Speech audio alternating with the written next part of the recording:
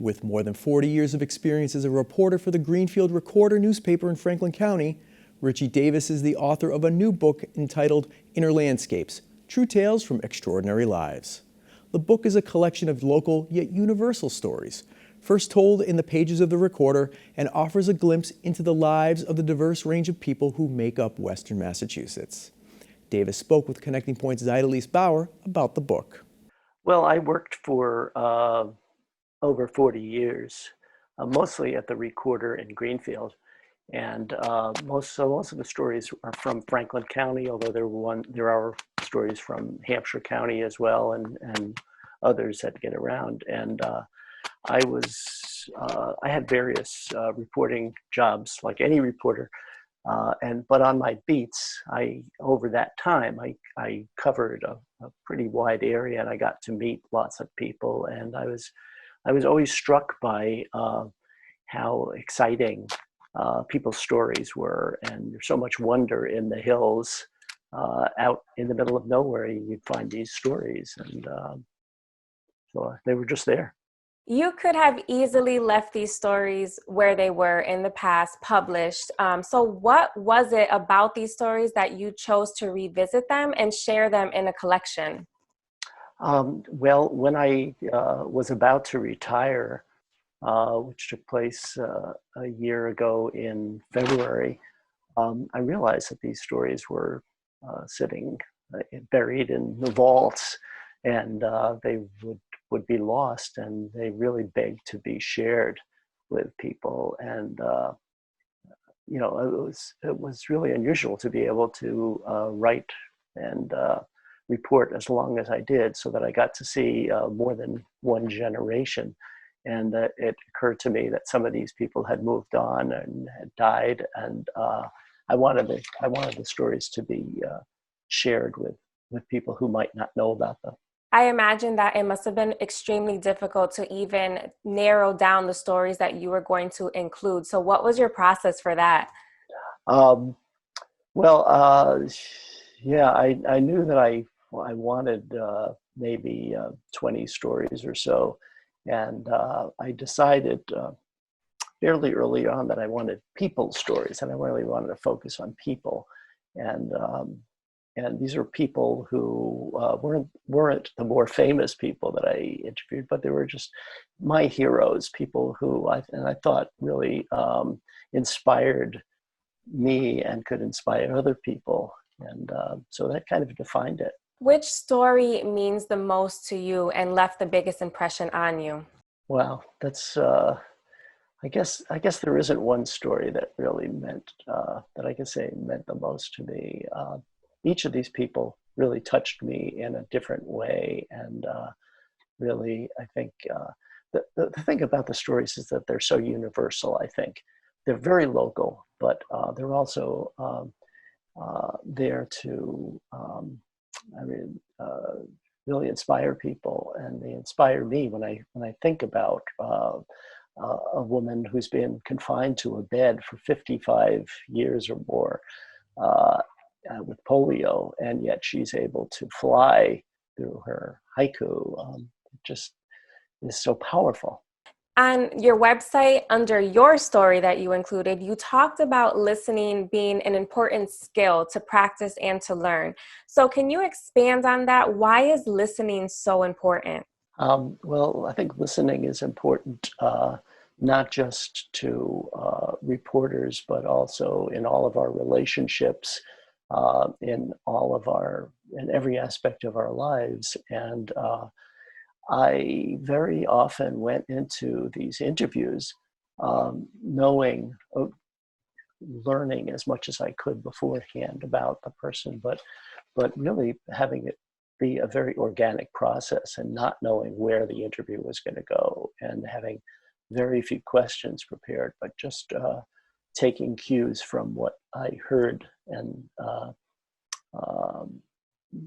through listening to the person's story, it brought me to different places. And so it really can teach us a lot, just to open our ears in that way. You mentioned that, stories taking you where you're not prepared for. And to me, it's been explained as that fork in the road moment. You prepare for these questions and someone might give you a response that you have to decide, do I go down this path or do I go down the other path? How do you handle those moments, especially talking about you prepare very few questions in advance? Well, I take notes while I'm interviewing people, and I still do some of that now. But I'll make notes of where other questions that are raised that I'm going to want to pursue later, or something that someone has said that strikes my fancy, but I don't want to go there now. So keeping track of that is I guess, part of the process.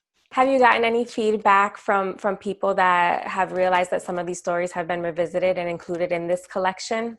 Oh yes, yes. The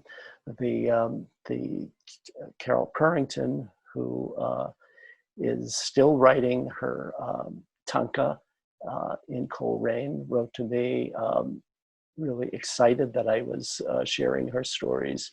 Um, and people, it's really been gratifying to get a response from people for whom this just means so much to them.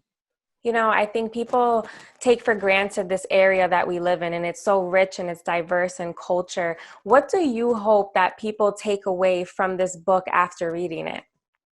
Um, it's a great question. I think that people, look around and they see what a beautiful area we live in, and they're struck by that. But really, there are the people who inhabit this land that we're in, that we're lucky enough to live in, um, really have a lot to teach us and to show us. And I think that community journalism is really important because it's a connecting point.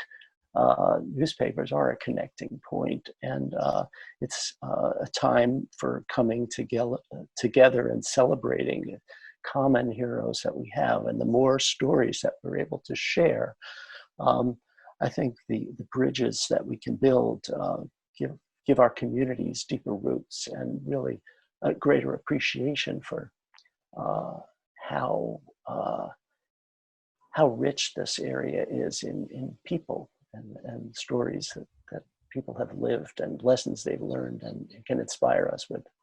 What's next for you? Are there any stories that you still want to tell that you haven't been able to tell? Yes, I'm supposed to be retired, so I'm supposed to be relaxed, but I do have, I'm hoping to put together another collection of stories uh, that are still there, that haven't been republished. And I also have some ideas for both fiction and nonfiction work, uh, from some of them from people that I interviewed, and some from stories that are still out there. Yes. Now, you mentioned to me that you're steering people to purchase this book either through your site or through local booksellers. And I know there's that temptation to sell on platforms such as Amazon. And why was it so important for you to steer people in that direction? Uh, that's a great question. This book is, as I said, it's universal, but it's very local also. And I think that our communities are very fragile, and we live at a time when the economy is really wreaking havoc with uh, our communities. And it's important um, to support businesses, and businesses that are run by our neighbors, and we, because the internet is so powerful, with constant messages about where we're supposed to look for a book.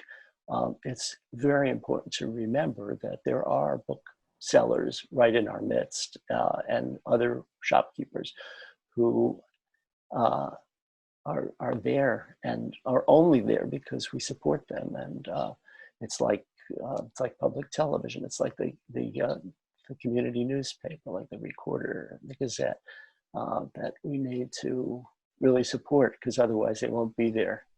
just like these stories remind us that there are hidden treasures all around us, we need to remember that the retailers are there for us too in that way.